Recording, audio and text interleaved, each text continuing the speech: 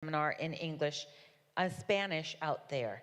And then at the hour break, we'll switch, and then he'll come in here, and you get to hear his second seminar. All right, I'm going to start with a quick word of prayer, and then we'll dive right in. Dear God, thank you so much for the food that you've provided, for the opportunity to get to know more people, new people today. I ask and pray that you may be with me as I present this seminar, Lord. May you use me, give me the words that you would want me to speak. I ask these things, Lord, in your name. Amen. By the way, those haystacks were fabulous, right? They were some good haystacks. Pastor wasn't joking that they're known for good haystacks here. All right. So my topic this afternoon it's going to be difficult because we're in a room that's dark and y'all just ate. Okay? So I've got a tall task in front of me to keep everybody awake after that nice meal that we had. So hopefully you guys will work with me. If the person next to you is falling asleep, I give you permission to, wake them up and keep them alert. But hopefully that won't be the case. Hopefully I have enough energy to be able to keep you guys awake. Okay, perfect. So I got baptized at the age of 16 in a small church, Spanish church. And the one thing I really appreciated about my church was they really, the moment you got baptized, they wanted to get you involved right away, which is the best way for you to solidify that you're a part of a family, right? A member of a group. And so they put me to sing in the choir. They put me to do activities with the youth. They had me even then somebody thought that I sang good enough to be able to sing a solo, and that was a disaster. We didn't do that again. And then somebody told me, they saw that I had been disheartened from my solo experience, or fiasco, I should say. And they approached me and said, you know what, I've got the perfect volunteer position for you. And I was like, really? She says, yes, you've got exactly what we need. And I was like, what's that? They said, you have a nice smile. And so they put me as a greeter at the church. And one of the things that I learned about being a greeter, which, by the way, I absolutely loved. I love to give people welcome, big smile, hugs. I'm Puerto Rican, so we do a lot of hugging. And so we're very kissy hug kind of people. And when one of the things that I realized by doing that responsibility was, from Sabbath to Sabbath, it didn't just become hey, how you doing, kind of thing. But I started realizing who stopped coming, or who was missing the next Sabbath, right? And so it became a burden to me, number one, for me to get to know the people. And we were a small enough church that was easy to do, that I could start learning people's names and becoming familiar with who they were. And when they didn't come, I was just 16, so I had my dad kind of help me to reach out to some of these folks and just make sure everybody was okay and see why they hadn't come, and let them know that we care about them, that we're concerned. And so having a welcoming church for me became really important early on. It's always been a passion for me. And I'm a big believer that every church should have a first impressions ministry. How many have heard of that before? How many have heard of that ministry before? I see you raising your hand. All right, a first impressions ministry. And we're going to talk about what does a first impressions ministry look like today. So the goal is to make our churches so welcoming, create an experience that is so positive that they'll want to come back again and again. All right? So that is the goal with today's seminar. All righty. So let me ask you a few questions. Before I ask a few questions, I'm basing this on Hebrews chapter 10, verses 24 and 25. And it says, let us consider how we spur one another on toward love and good deeds, not giving up meeting together as some are in the habit of doing. And that's very relevant now in the age of COVID, right? That so many have stopped meeting in person, right? So how can we create these environments for people to come back? but encouraging one another, and all the more as you see the day approaching. And we know that the day is approaching, and so this is a very important thing to do. Alrighty, so I'm going to ask you this question. When was the last time you had a wow moment? What do I mean by a wow moment? I'm going to give you an example. My husband and I, we travel a lot for work. We sleep in our bed on a good month, 10 days out of the 30. The rest of the time, we stay in Hilton Garden Inns. Well, sorry, we stay in Hilton Brands hotels. Hilton Brands. So Hilton is my home, away from home, almost every weekend and during the week. And so for us, it's a very simple process. We're Hilton Honors members. We go to HiltonHonors.com, and we put in the city, the dates. They give us a few options. We select our hotel, and we get a generic email. Every single time, they're all pretty much the same. That just tells us the information that we just put in, and we're getting back out. It tells us the hotel, some things to know about the city, what the weather might be like, if it's, if we make the reservation just recent, that we're going to be there in a few days. So I'm familiar with the process. But one time we were doing a set of evangelistic meetings in Meridian, Mississippi. Does anybody know where Meridian, Mississippi is? Or you've passed it? All right, Meridian, Mississippi. Small town, kind of like if you blink on the freeway, you've missed it because it's a small town. And so Meridian, Mississippi just happened to be in a very good location for us to stop. We were driving from Atlanta all the way to Jackson, Mississippi. So we stopped in Meridian to sleep, and then the next day we drove the extra hour and a half, I think it was, to get to Jackson. And so we put in, Meridian, Mississippi. We want to find a hotel. One came up, a Hilton Garden Inn in Meridian, Mississippi, and I did not get the generic email. I got a personally crafted email from the manager of that hotel. He told me that they were a new property, that he was really happy that we had selected them, and that he was going to make sure that he and his staff would be ready for my arrival, and they couldn't wait for us to get there. I thought, wow, that's different, right? Okay. So we arrive at the hotel. They're very friendly, a usual, hospitality when you check in, very nice. But when I get to my hotel room, I find 2 handwritten notes. Now, if you know anything about housekeeping in hotels, cleaning these rooms, that's a heavy-duty job. And you have a lot of rooms to clean in a very short period of time. Who has time to write a handwritten note in each room? Well, apparently they made this a part of one of the things that they do that makes their hotel special. So one person, the lady who actually cleaned my room, wrote me a note. And the thing with her was I could tell that English was not her first language. So that was even more wow for me, right? So in her broken English, she told me that she had cleaned my room and she hoped that everything was okay and to my satisfaction. She didn't use those words, but that was the general idea. And then the other lady, the best way I could describe her, the other note, was written by an African-American Southern Baptist lady. That's when I read it, I just imagined her to be like that.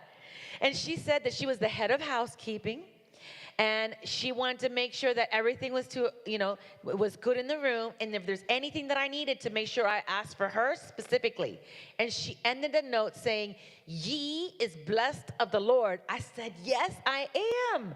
I am blessed of the Lord." And they blessed me even more, and I said, wow. Now, I'm thinking to myself, what is the business of this Hilton Garden Inn in Meridian, Mississippi? Exactly. They're in the hospitality business, right? Their goal is to make sure that if you're ever coming back to Meridian, Mississippi, that the experience was such a good one that I will reject all others and I will say, I'm going to go back to Hilton Garden Inn in Meridian, Mississippi. And that's their business. They're in the business of hospitality. Now, let me ask you, all of you, I do not know your churches. And today is my first time in this one. So I don't know how things are going. But what business are our churches into? What is the business of our churches? That's right. Helping people to get to know the Savior, the one who loves us, the one who can make a difference for us, right? If we give our hearts to him, how he will transform our lives, right? That is the business of our church. Let me ask you, how's business? Right?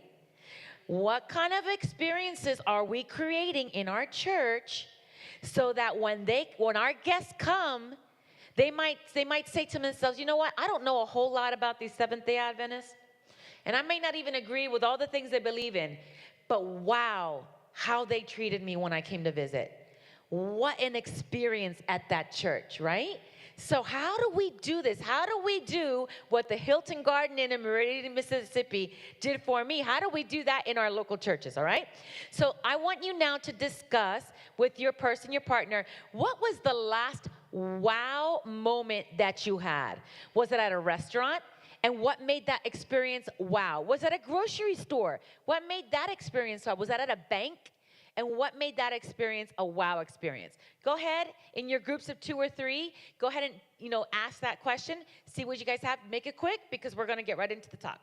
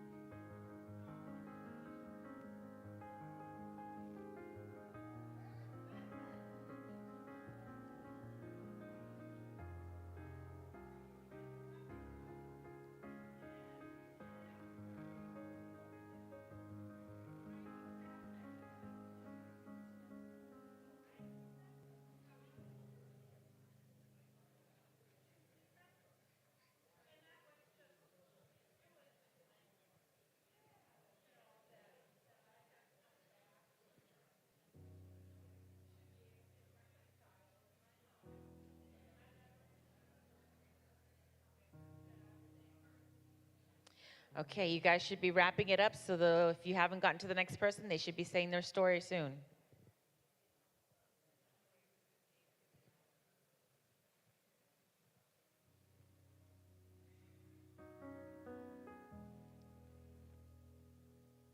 For those of you who are just walking in, we're talking about the last wow experience that you had at a bank, at a restaurant, at, a mall, at a store, grocery store.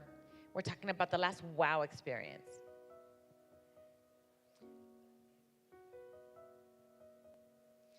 Okay, so I want you guys to pay attention to this, okay?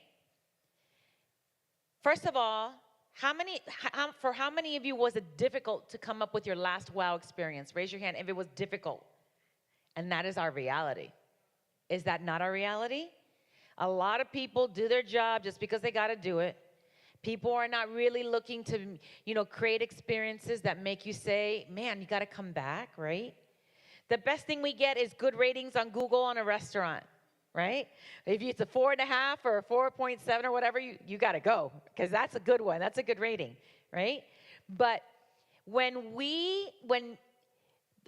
one thing that I realized when I had that experience at the Hilton Garden Inn in Meridian, Mississippi, is they didn't just wow me, but they made me feel valued. Like my business was important to them. Right? Like they went above and beyond to let me know you are important. You are, special. We really care about you as a customer. Now, that's all that language right there is all God language. That's what Jesus says to every single one of us, doesn't he? He says to us, you are valued. He says, you are important. You mean a lot to me. And so when we create experiences like this in our church, what we're saying to people, these people who know God are actually sharing these qualities with me. They're letting me know that because they love their God, they're making me feel valuable. They're making me feel important. They make me feel like they care, right? So when we have these these regular humdrum, not very exciting, or even bad experiences, God forbid, right? Bad experiences, we're actually saying more about who God is to us than anything else, right? All right, so that's why we are going to get right into how we can make this happen. All righty, here we go. The churches delivering experiences that exceed guest expectations are those to which people return again and again until they're no longer guests, but full-fledged members of the church community. When a guest thinks, wow, it is because he or she feels affirmed and valued. The church has said, you, say that with me, matter. You matter. So let's talk about how we can create these experiences that keep people coming back. All right, step number 1. Visit your church again as a guest. Now, I have the privilege of doing this Sabbath after Sabbath because I'm pretty much, my husband and I, we're almost in a new church every single Sabbath. So every Sabbath, I get to do this thing. But when was the last time you walked into your church or you visited your church or you thought about your church and you thought about it from like a guest's point of view? So this is what happens. We've been in our church for years. Or, maybe a couple, if you haven't been there for years, maybe you're just starting. But we get used to that stain on the ceiling. It's just a part of the whole thing. We don't even look at it anymore. It doesn't matter to us because we're regulars. That thing on the ceiling doesn't even matter. The fact that the parking lot is now well lit, that's just my church. I'm used to it. I've been coming here for years. It's never been lit. All right? What about you walk in and there's a musty smell, right? It smells like mothballs, old, What about what you see, What year is it here? Ask yourself, when I walk into my church, what year is it in here? Is it 1975? Are we in 1980? Like, what year is your church when you walk in and you look at the decoration, you look at the colors, patterns, and all that stuff? We get used to the really hard, uncomfortable pews. We get used to the stain on the carpet. We get used to, the literature that's been in a room all cluttered up, for months and years. And, it's not so outdated, you don't give it out anymore, but it's just clutter in there. So think about your churches right now, everybody. I want everybody to do this, okay? Think about your church just from the moment you arrive in your car, okay? Tell me about the signage of your church. Is it easy to see? Is it big? Is it working even? Is the signage even working? Okay? Does it show that anything's happening here? That this church is a functioning, active church? Think about the signage. Next, drive into the parking lot. What is that like? Is it easy to figure out where you park? Is it easy to find parking that's decent? Are you parking on mud? Talk about the parking. Walk into the building, okay? Just the driveway. Tell me, what does the lawn of your church look like? Has it been well manicured? Do people in this church love their church, that they're taking care of it? Tell me about the paint on the building. Is it falling apart? How's the roof? When it rains, are the gutters broken and water's just pouring right on top of you? Think about all of these little things. Now, we can't fix everything because a lot of stuff just takes money, right? But I'm sure that there are some little things. Start small. Some little things that you all can do to begin this very first step.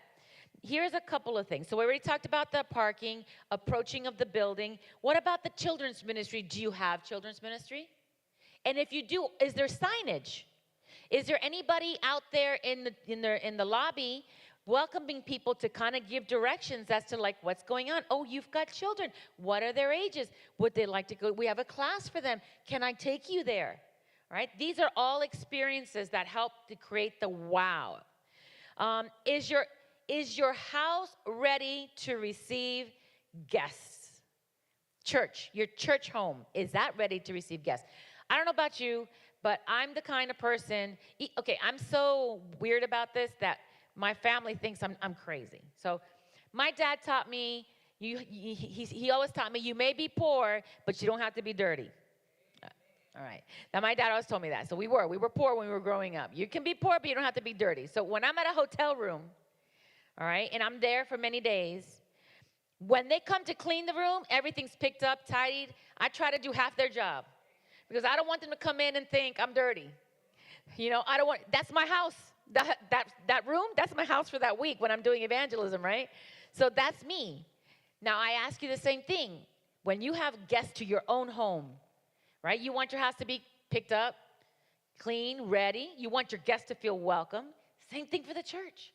Same thing applies for your church. How is our church? How is our and we mentioned using the five senses, right? So what do you see that could be fixed? What about the smells? What does it smell like in here? You know, does it smell like dirty diapers? Does it smell like, you know, like there's mold growing in your church? Like what are the smells in? That's the first thing I notice when I go to hotels. When I go into a hotel, the way it smells down the hall will let me know if they really care. And in fact, I stayed at a Hilton Garden Inn close to here, about 15 minutes away, and they had like a little fan that had a fragrance blowing down the whole hallway. It made the hallway smell amazing. Not the newest hotel, but you wouldn't know because they're taking care of their house, right? They're creating that experience. Little things like this, right? Here's another one. Here's another idea. Visit another church to get ideas. You guys many of you here this is not your home church, right? Many of you have come to visit this church. What do you like about this church that you enjoyed about Warner Robins? Okay? Maybe you like the fact that they had like these little stations out there to greet people. They put out snacks and waters, right? That was very nice. I thought that was a really nice gesture for you all. They had the snacks. They made sure that everything was set up and clean, and they tried their very best to get good quality when they're singing and speaking. They did their very best. So visit another church. I often visited non-SDA churches because I wanted to know, what do other churches outside of my denomination, because we can all be a little cookie cutter in the Adventist church, but what do other churches do that works for them that I can learn from?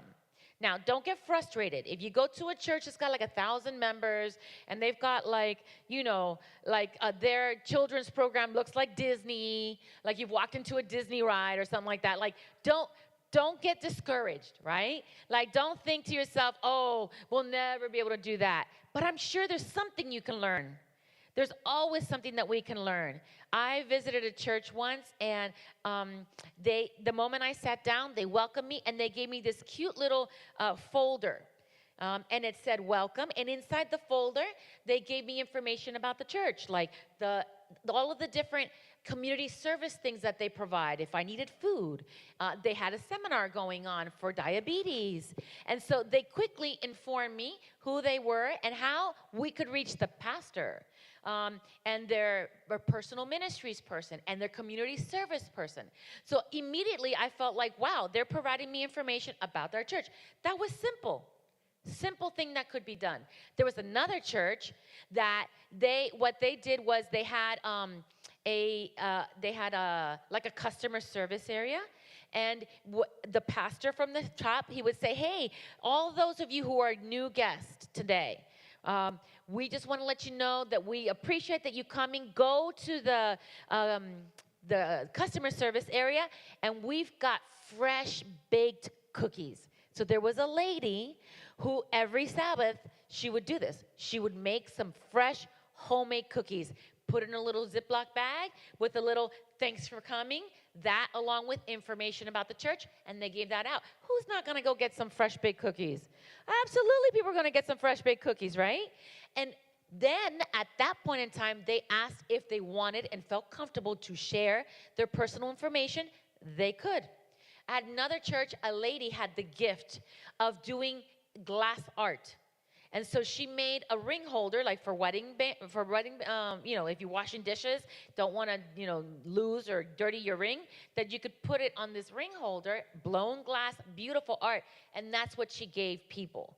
So every church is different. The important thing is what works for you and your church. Okay? What works for you and your church. Now, I want you uh, to get in your groups and really quickly answer this question. Now that we've given some thought to I'm a guest and I'm coming into my own church for the first time, again with fresh eyes, mention just one thing that you would change. All right? Mention one thing that you would change. Go ahead in your groups. Go ahead and do that real quick. Everybody just say one thing.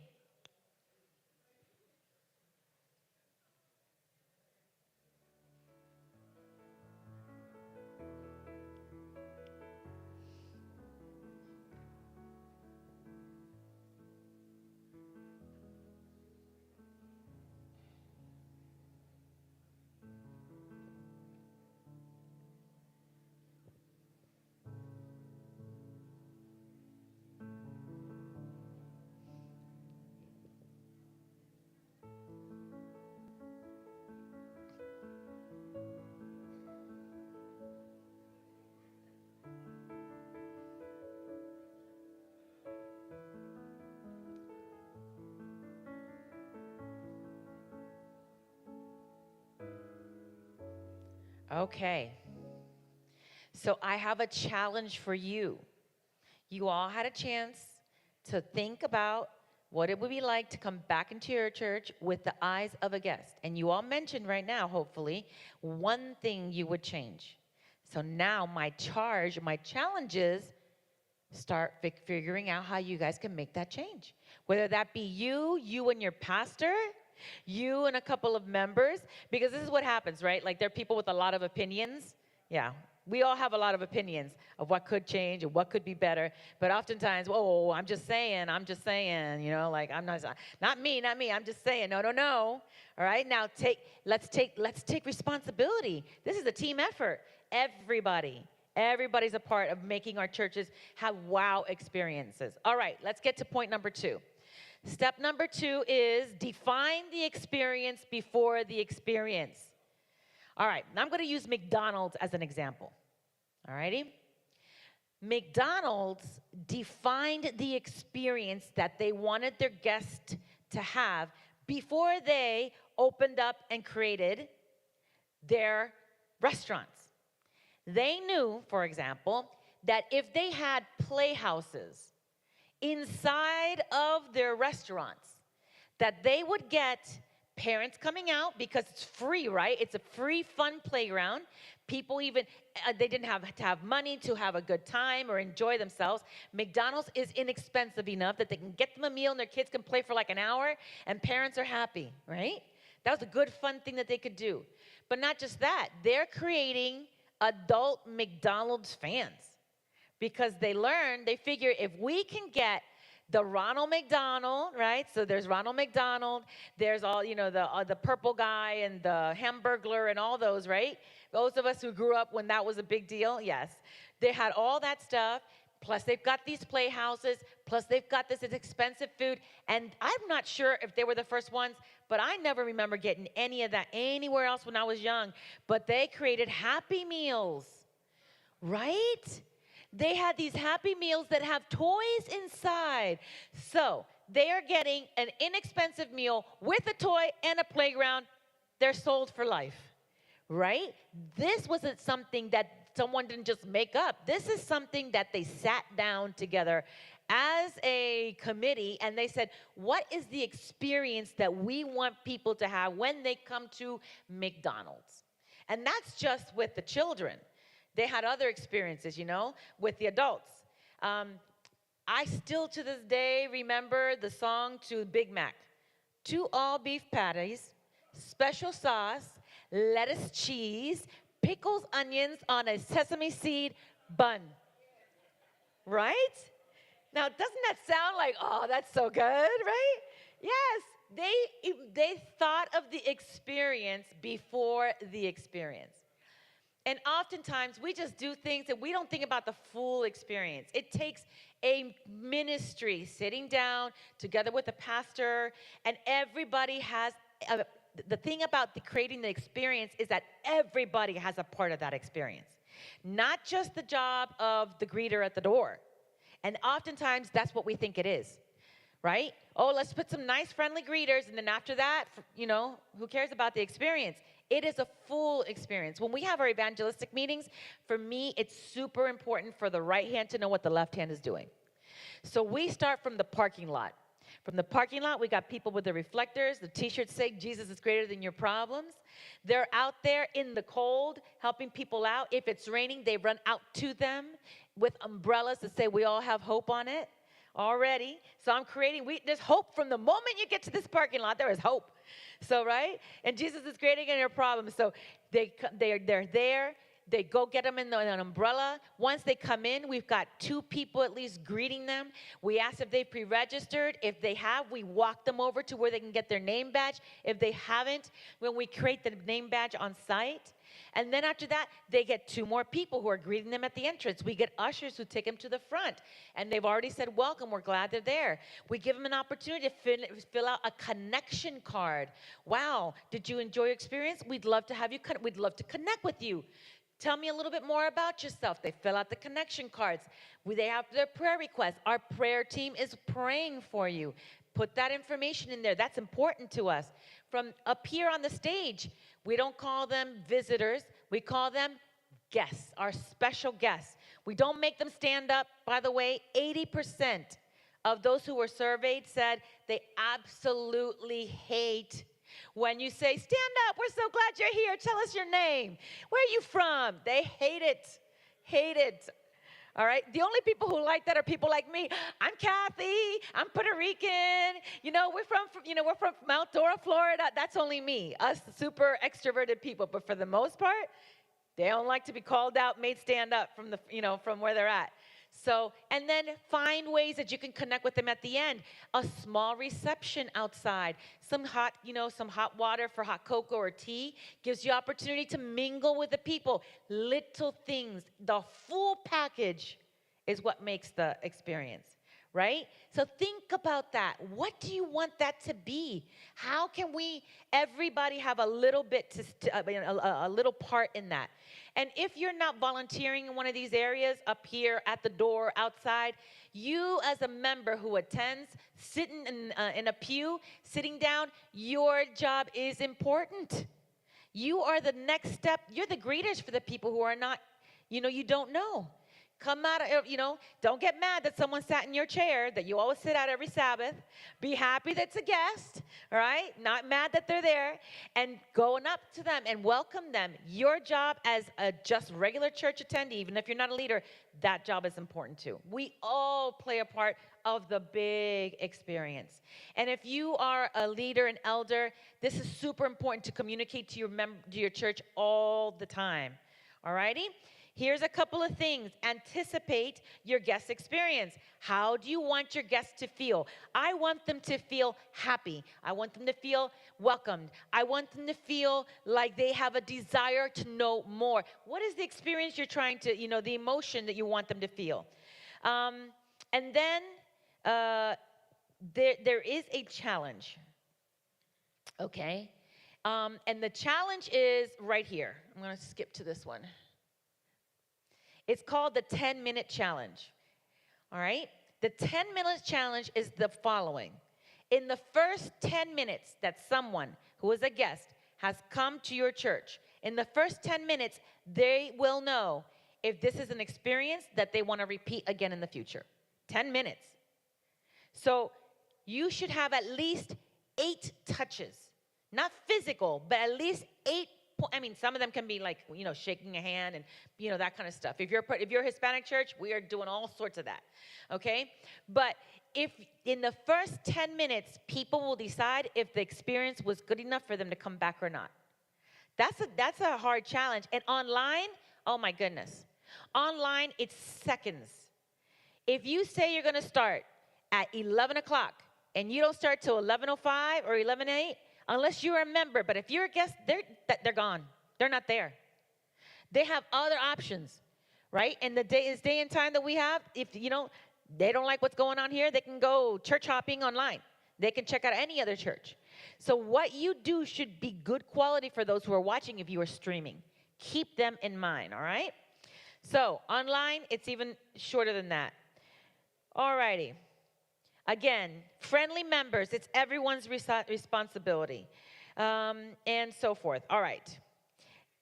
This is one, huh?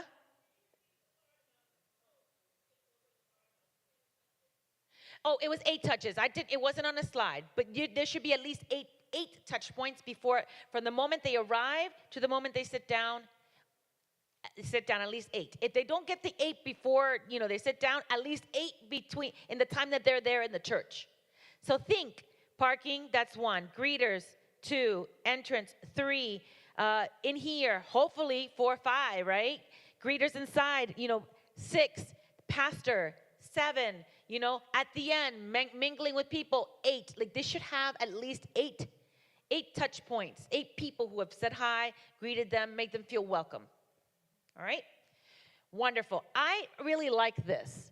And I'm going to show, this is, there was a church that they sat down and said, okay, we want to create the experience. So they sat down and thought about, what can we do for our guests? The pastor had an office that was close to the entrance. And the pastor is like, my office honestly is like Starbucks, restaurants, like where people hang out. That's where he goes and meets the people, so he doesn't really have like his office kind of say. That's what he said. The office in itself was not that as important to him.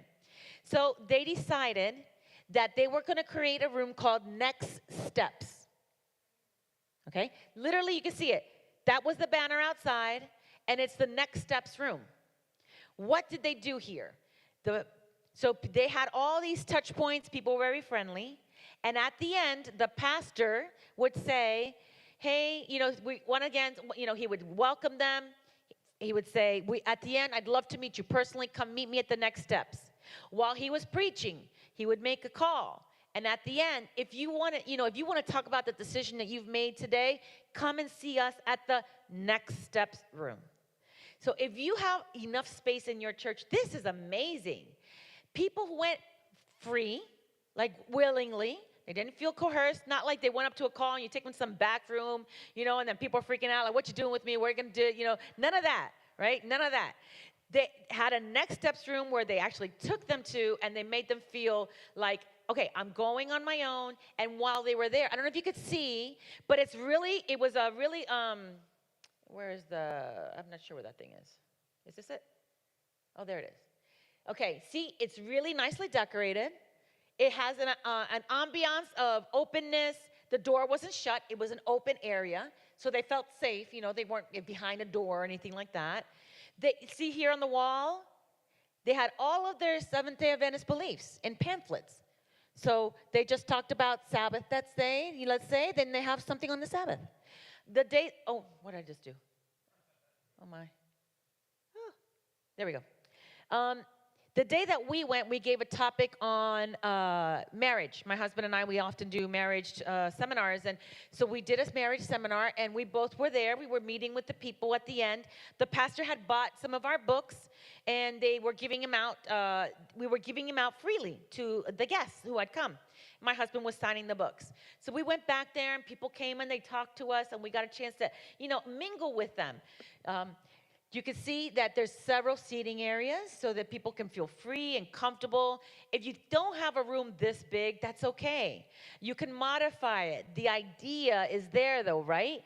A place where people can come and feel like, oh, I can find out more information. And those people who come 2 and 3 times, they're the ones who are likely coming there. Because they already know you, they feel safe, they know that they can, what to expect. And the pastor said he gets so many people asking for Bible studies in that room, right? Versus just greeting them at the exit, because they're walking out like they're not like, hey, pastor, excuse me, I know you got a whole line of people who want to say hi to you, but I would like to have Bible studies now. Like, that's not going to happen, right? So the pastor's like, my job is to be here for the guests. Anybody wants to come see me. And so he goes in that room after he preaches, and he gets a lot of people opening up and being there for them. If they talk on a topic that's heavy, okay, like on mental health, on health and diabetes, or anything like that, they've got the pastor there and the specialist who's there to then follow up with them. Okay? You see how this is like a real wow, like a game maker for your church. I loved this idea. I really, really did. Something to think about, right? Something to think about. All righty. So now you might say to yourself, wow, that all sounds great, but that's not really my gift, right? God has people in our churches that are wow makers. I'm going to tell you. Let me ask you this question. Have you ever visited a member's home that you walk in and it looks like their home is staged for sale? Yes, right? Like it's all color coordinated, like everything matches, like everything's just like stuff right out of like a Home Gardens kind of a book. Those people, I bet, have a nice touch about helping your church feeling warm and cozy and having a nice look. If that's not your gift, look for the people in your church who are wow makers. Do you have anybody who works in the hospitality business in your church? Restaurants, hotels, or anything like that. Those people, it's already in their DNA to create environments, that are wow environments. So look for people in your church to help you be a part of, put together this experience. Think about what's the best way to do this for your members. Okay? And let's talk about online church. And we go back to that text where it says, and not giving up meeting together, right? So we're not going to give up on the fact. We're going to say, yes, online people, we've got you. We're going to be like talking with you guys as well. Now, let me ask you, if your church, your particular churches, is the online experience a spectator sport or a participatory sport? In other words, they just turn it on and they just watch, but no one is engaging with them at all in the chat. How many of you have that type of online church? Okay. Now, how many of you have an online church where, yes, it's going, they're referring to them from the stage, but you also have somebody actively active in the chat, welcoming them, giving them links. If you want more information, here's our number. Would you like a Bible study? Click the link, and there's a Bible study on this topic. Here's a QR code where you can, click, and my connection card comes up. And then you guys can, select to be baptized or to do Bible studies or, be a part of a ministry. How many of you have that kind of a church, online church? All right, so the others don't have. How many of you don't have online church? No online church. Okay. So, nowadays, if you really, really want to take advantage of all those people who are watching online, you need to have an online experience that's participatory. That lets them know, hey, they actually care that I'm watching. I'm a person to them. I'm not just a view or a number, right? Like, oh, we got 250 views last week. Yeah, who are the 250 people? Did anybody take time to get to know them? Say hi to them personally, right? It's so similar to what we've got going on right here on site. Think about that. How can we make our online experience much more participatory? And we talked about the challenge on site. Of 10-minute challenge, the 5-minute challenge. Once you are on, if you don't capture their attention in the first 5 minutes, it's over. So, churches who do a lot of proper greetings, all right. And I know this is very cultural. We see it a lot in the Jamaican culture. We see it a lot even in the African American culture. That the pastor will get up there, and the first thing, we want to thank such and such for being here this evening. And we've got this person here. We want to thank you for being here. 5 minutes of that online, they are gone. They are so gone, right? My husband says you have to come out like Mike Tyson. You got to come out like boom, give them that punch right away. They need to know that you're there and that you want them to listen and catch their attention immediately. All right, so as you're thinking about what does this look like here, think about they're also watching online, okay? Create ramps. So these are people who don't come to the building. So we want to create ramps that will help people come back to the building. So these might be activities that are not necessarily in the building. It might be like a picnic that you guys are doing, or even volunteer work. A lot of people like to come volunteer, but they not necessarily want to be like church people, but they might come and volunteer. Think about things that you guys can do that will help create ramps, like other things, bridge, what we call them bridge activities or bridge events that help people be connected to the church members who hopefully are loving and friendly enough that will then help them cross the bridge to come into the building. All righty? So create ramps. And I already mentioned the other items. And finally, step number 3, it's not 4, I forgot to make that change. All right? And this is the most important. Obviously, I started with this, and I'm going to go back to end with this. The ultimate goal for us should be to have our guests see Jesus in all that we do, right? My husband talked about it this morning in his sermon. When people have, what voice do you give, when you think of your parents, what voice did they give God? Like when they were speaking to you, what did you think of them? Because the voice of your parents is usually the voice that you give to God. So it's very similar. People shouldn't look to us as humans to then see Jesus, but it's inevitable. It happens, right? If we are Jesus followers and have no love, right, our actions speak louder than our words, right? And so, we have big mouths and visible hands, so we're always talking a big church talk, but then we don't want to serve and we don't want to go out and help our community.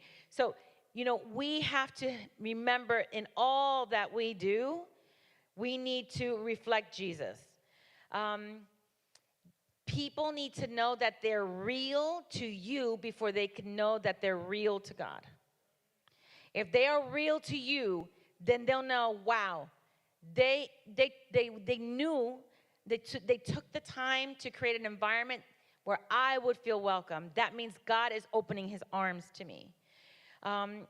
And remember to, in all that you do, make sure that you communicate acceptance, respect, and value. And we need to build teams who believe that people matter to God. All right. We've got 5 minutes before we have to switch.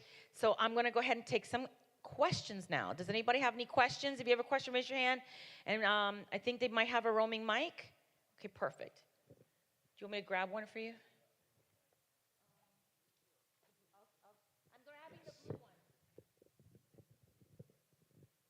Anybody have a question? I've got the blue. Oh, thank you. You guys are on the ball. All right, any questions? Yes. All right, got one over here. Yes. So my question is, some churches are very friendly, but then a lot of churches have that one person or that one couple that seems to drive all the guests away. How would you professionally handle a troublesome person in the church when you're trying to be friendly? So a lot of it sometimes comes with you have to create the culture, right? And you have to kind of let people know this is the culture of our church, and we are kindly asking you to please help us be a part of this culture. Sometimes you have to have the difficult conversations, because for the sake of not hurting the feelings of some members, we're actually losing a bunch of guests to these members who think they're indispensable. And that could be part of the problem, right? Like it could be people who are always there, so they're loyal, they're faithful, you can count on them, right? They're the ones that are gonna show up early and maybe lead to the end, but they have a toxic personality, or maybe they have a toxic way of being. So it's having the difficult conversations in a loving format. If they correct, perfect. If they don't correct, then you're gonna have to ask them to kindly not be in those key areas, especially not a greeter. You don't want a toxic, mercy, that's terrible. You don't want a greeter. It's like, okay, I had an experience at a restaurant. We showed up 45 minutes before it was supposed to close. That's pretty respectful, right? 10 minutes before it's closing, that's pretty bad. But in 45 minutes, you can usually get a meal, sit down and eat. Showed up 45 minutes before. From the moment I walked in, the person who was taking care of me had such an attitude. Such an attitude. I'm thinking to myself, you are the host of this restaurant? He took and he sat me down, and then he was helping, and so he was like, are you ready to order? Literally had just given me the menu. Literally had just given me the menu. And I'm like, no, give me a second. I just got the menu. Came back, was like, are you ready yet? And I finally had the difficult conversation. I said, would you like me to leave? I don't get the feeling that you want me to be a customer here today, because we can leave. There's other options. And then immediately he self-corrected. Like, I don't think anyone had ever stood and said, I am your mirror, this is what I see. And that's what I showed him. I'm the mirror, this is what we see. And so some people, it might be a personality, that's the way they are, but maybe they don't know that's how they come across. It's time to have that conversation. All right, another question. Thank you. Well, I saw on the list there you had children's ministries. Well, what do you do in a situation where there aren't any children in the church, but then in the community there are? Do we put people in position to get ready to receive them, or how do you approach that? Okay. We did a lot of small groups in our churches when my husband was pastoring a local church. And one of the things that he would always say is, it's the ministry of the empty chair. So the small group would get together and they would always have an empty chair. And they would pray over that empty chair. They didn't know who was coming, when they were coming, if they were coming. But the fact that there was an empty chair there was a reminder that they needed to continue to invite, to pray, and do their part to fill that chair. Once somebody came and filled that chair, guess what they did? Another empty chair. So, let me see if build it, they will come if you build it, or something like that? If you build it, they will come. If you build it, they will come. Thank you. If you build it, they will come. So, yeah, you have a children's ministry. Are you advertising it? Is there anything in your community? Are you going to the locations where there's a lot of kids? You know, playgrounds where there's parents, and just say, listen, Saturday morning, we have this for like an hour. Your kid could like come and have a great time, and we'll be with them. Please, we'd love to have you come. Build it, and they will come. Because a church with children is a church that's alive. Amen. No children, amen. It's a dying church. It's a dying church. Yes. Hey, Kathy, can I just add this, because the McDonald's analogy was fantastic. But the challenge is that sometimes we're willing to have a Happy Meal box ready, right? With a toy, but we're not willing to take leaps like build the playground. You know what I mean? Yes. And they want to go for the playground, and they also want to go and see themselves reflected, right? Yes. Who do they always used to promote things? Children's movies and things like that. It's to say they're geared towards them. You can't just have some cheap little Happy Meal. Correct. As a standalone thing, should they drop in. Correct. And expect them to want to come back to that. And there's investment. Right. Involved. Absolutely. Correct. And it might start small, but start somewhere. Because right now you have nothing. Right? So start somewhere. All right. Other question. Yes. At the beginning, you mentioned about the greeters, and you called it a specific ministry. First Impressions Ministry. First Impressions Ministry. This whole thing here, okay. This whole talk, it's called First Impression Ministry. First Impressions Ministry. And I cannot coin that. I've got that. There's a book called First Impressions, which, by the way, if you're interested in doing this ministry, that book is gold. A bunch of stuff in there. First Impressions. All right, yes. I just wanted to go back to the children's ministry thing real quick, because we knew a church in California. It was an elderly church. There was no children. And what they decided to do is they knocked on every door in the neighborhood around the church, and they set up a Pathfinders program. And when we arrived there, they had a very successful Pathfinders program going. And some of the parents were beginning to come into the church. That's great. That's a wonderful feeder. All right, and we are out of time. But thank you so much, everybody. Give yourselves an applause for participating. I don't think I saw too many people fall asleep. You all did a good job. All right, thank you so much. If you have any questions for me, feel free. Hey, by the way, I just need to let you know, we're having situations with the QR code. So if you registered and you put in your email address where you registered, I'm going to send you links to the books that are free, okay? So give me a few days to get that together, but my goal is to send out those books in a link that you guys can download and just, and keep those. So apologies for the QR codes not working, but we do have a plan B. All right, and All right, I want thank to you. say this real quick because some of us, sometimes we sit in. I know I felt this way many times. You'll sit in something like this and you're like, man, I get it. And I wish there was other people in my church or people who really have to be on board to hear this. So we're gonna have this. If you look up our church's YouTube page, we'll have all the seminars. Do I have y'all give me clearance to do that? All right, let me make sure I gotta ask for permission now. All right, but we're gonna have the seminars broken up there. So I'll encourage you to share. If you heard this and you thought it was gold, share it with your church. I think it's well worth the time. All right, God bless you. Thank you so much, Kathy.